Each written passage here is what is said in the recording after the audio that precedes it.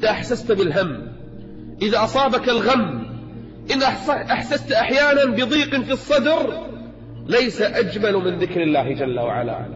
الاستغفار يزيل الهم ويجلي الصدر ويشرحه. يا عبد الله، جرب هذا الدواء كل يوم، كل يوم اجلس واستغفر الله 100 مرة، وانظر أي سعادة تدخل إلى قلبك.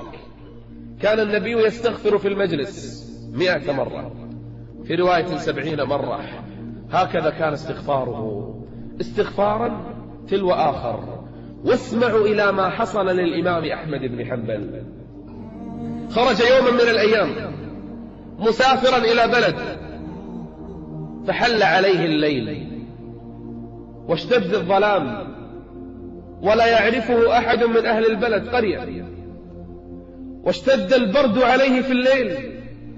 فرأى الإمام أحمد مسجدا صغيرا، فدخل الإمام في المسجد وصلى فيه، ثم أراد أن ينام. سفر طويل، ظلام حالك، برد قارس، لم يجد إلا المسجد يحتمي فيه. دخل الإمام ونام، فدخل عليه حارس المسجد. قال: يا رجل، ماذا تصنع؟ قال: أنام.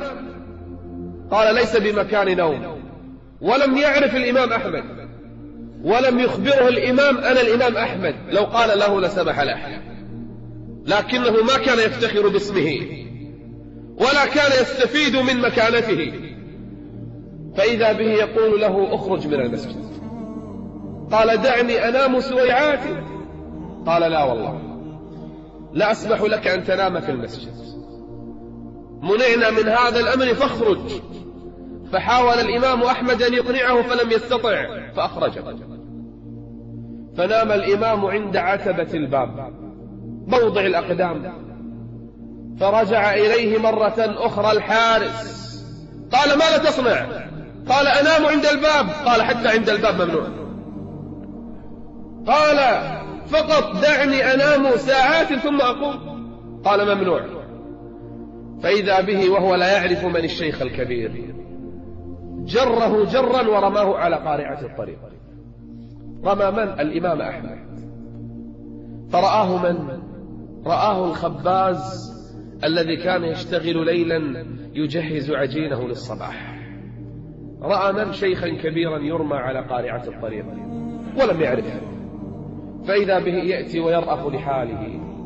قال: يا شيخ، تعال عندي في المخبز واجلس عندي، الدفء والمكان المريح، أستضيفك الليلة عندي. فقام الإمام أحمد ودخل إلى المخبز وجلس ينظر إلى الخباز يعجن لوحده. لكن الغريب أن الخباز كل عجنة كان يقول: أستغفر الله.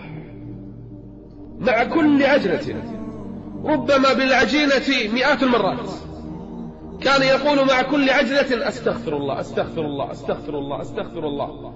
فنظر الإمام أحمد إليه وانبهر، وهو لا يعرف الإمام. قال له الإمام أحمد: منذ متى وأنت على هذه الحالة؟ من متى وأنت تستغفر مع كل عجلة؟ قال: منذ زمن طويل.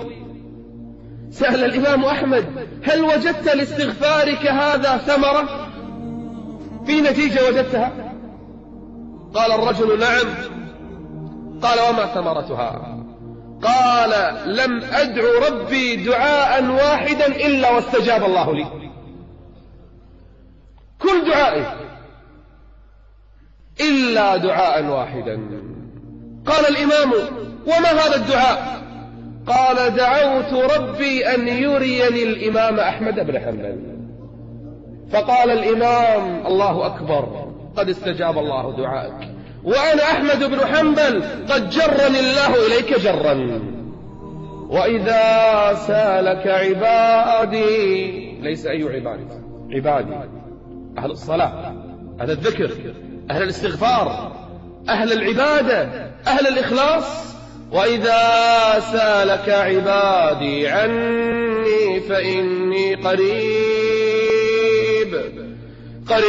أجيب دعوة الداعي إذا دعان. من منا فكر بنفسه أن يجلس وهو مغمور. خباب من يعرفه؟ رجل ربما كان في مسجد والله لا يدري عنه أحد، لكنه لو أقسم على الله لأبره. امرأة عجوز على مصلاها لا تملك شهادة، ربما لا تعرف ما يتحدث عنه الناس اليوم من كلام وصرعات وموضات، ما تعرف، ربما لا تعرف إلا غرفتها وسجادتها وحقوق بيتها، لكنها عند الله ربما تسوى وتعدل نساء الأرض جميعا. نعم.